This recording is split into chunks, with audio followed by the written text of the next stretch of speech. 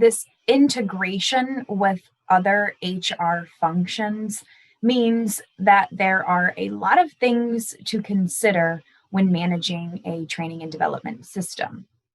At the end of the day, though, the overall goal of training and development is learning and transfer of training.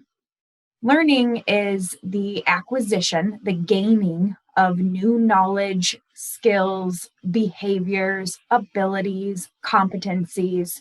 When we learn, we gain something. That something is often information. Sometimes it is a new behavior, a new habit that we call a skill. But it's not enough for employees to simply learn something new. They need to be able to take that new information back to the job and do their jobs better.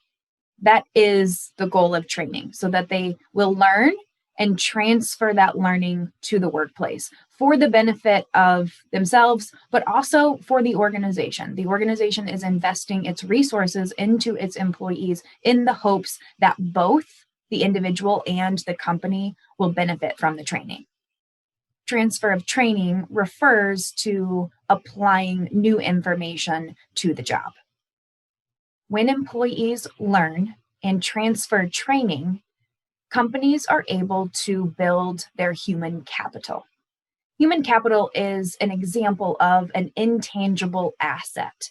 It is something of value that we can't touch, we can't see, but it helps the organization do what it needs to do. Human capital refers to not only the knowledge, skills, abilities, and other characteristics of employees, but it also includes their experiences, their motivation, their drive, their passion, their creativity.